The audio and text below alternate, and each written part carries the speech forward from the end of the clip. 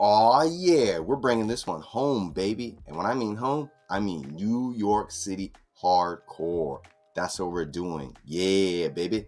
What's up, everyone? It's your boy, Matt Diazable, coming at you with some new music reviews. Thank you for coming on by. I appreciate it. Today, I am checking out the latest album from a band called Combust with their latest album called Belly of the Beast. If you don't know much about Combust, don't worry. I'm still relatively new to them as well, but a little background on them. They are a New York hardcore band that's been around since about 2020, 2021, I think. They put out like one other album and maybe an EP. I'm still learning much about them because I only really discovered them because I think I've heard of their name, but I think I got a full understanding of the band a bit more when I watched the episode of Hard Lore where the vocalist, I think his name is Alex, did like a whole episode and talked about his previous band, Vice, and this newest band he has, Combust. And they've been popping up all over the hardcore, space and everything. I recently saw them at Tie Down Fest, and I think they played LDB Fest too. So I've seen them live and enjoyed their sets and everything, and I'm getting to know them a little bit more, but they are a relatively new band in the hardcore scene. And with this newest record, Belly of the Beast from Combust, they're delivering a very no-frills, very New York style groove-laden hardcore album that just feels like it was pulled out from a smoky-filled basement show, yet recorded with just enough clarity to still let that grit shine through. It's got a good mix of like grittiness while also having some good clarity to it as well with this record. And I think this album isn't just, it's not trying to reinvent the genre for sure, but it's more of like reaffirmating what makes New York hardcore hit so hard. And that is weighty riffs, thunderous rhythm sections, and vocals that feel like they're just fighting through the walls at a rehearsal space and just trying to get their voice heard in like the best possible way. From the opening moments of the title track here, Belly of the Beast, the tone is set immediately. Slow, ominous riffs that just lurch forward with so much purpose, carried by a bass that doesn't just underpin the music, it commands it. The bass on this record is phenomenal. The bass tone on this album is probably the most consistent highlight on here because it's fat, warm, and mesmerizing, and it becomes such like the record's most like swaggering heartbeat. Especially during moments when the groovy heavy breakdowns come in or the stop and start playing of the drums, they're very locked in with the drumming on here. And so I want to play a clip of Belly of the Beast so you get a sense of just how commanding the bass sounds. To the belly of the beast!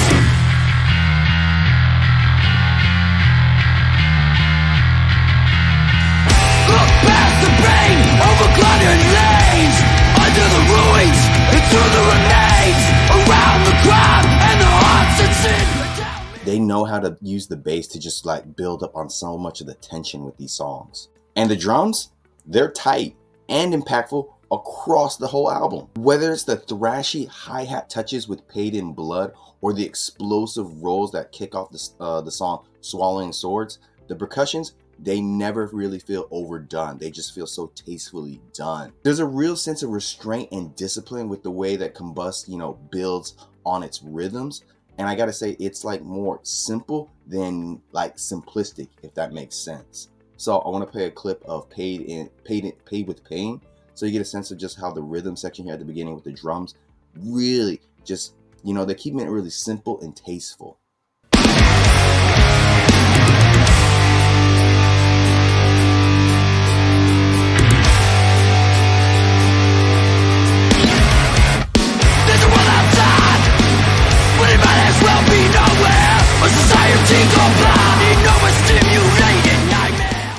They really know how to build up that tension before they explode into some really good work. Vocally, the record carries a very raw but compressed feel to it.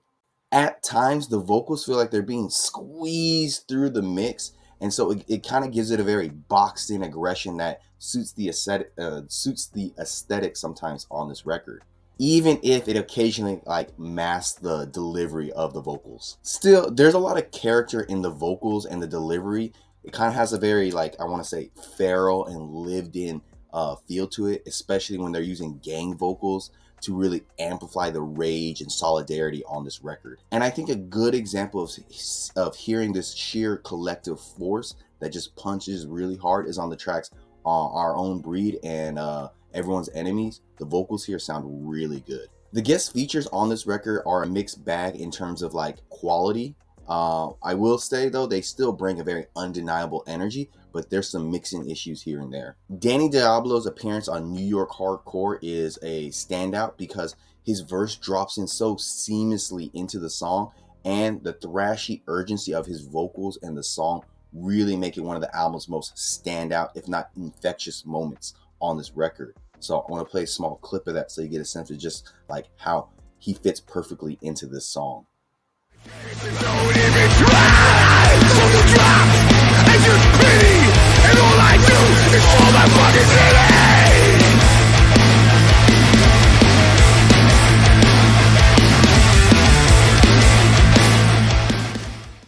Very clean.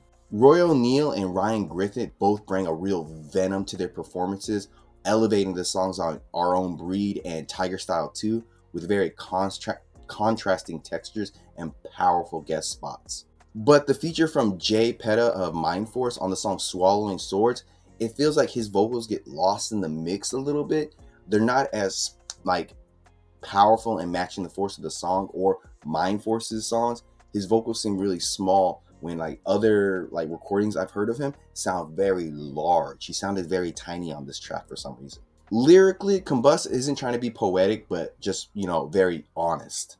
Lines like spread your poison to anyone who believes in Crossed Off and the very thematic undercuts of like street survival and betrayal and personal truth throughout the album really invokes a timeless hardcore ethos, like the values of hardcore, just being tough and trying to survive out in these streets. There's no pretense here, it's just hard truth shouted at full volume.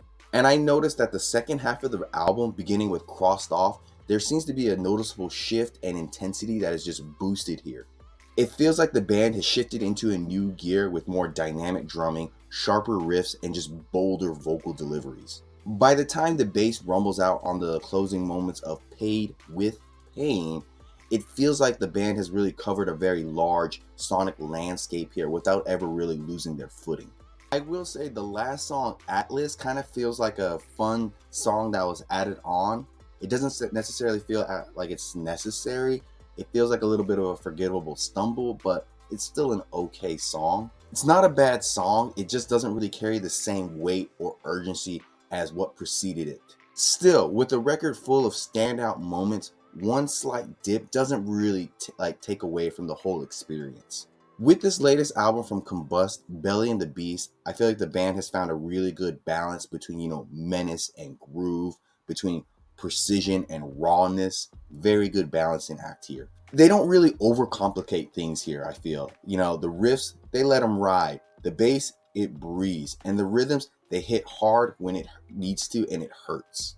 It's gritty, it's muscular, and it moves. So if you're looking for like modern New York hardcore music that kind of gives a nod to the past instead of trying to replicate or relive it, this record does exactly that, and it's exactly what you want it to be. Belly of the Beast, to put it simply, it's a raw and groovy album that will make you want to come back to it more and more as you listen to it. So I would have to give it up to them. They did a really good job on this album. I would give them a good and solid 8.5 out of 10. Links down below. Tell me what you think. Like, subscribe, and comment. And until next time, guys, see you in the pit.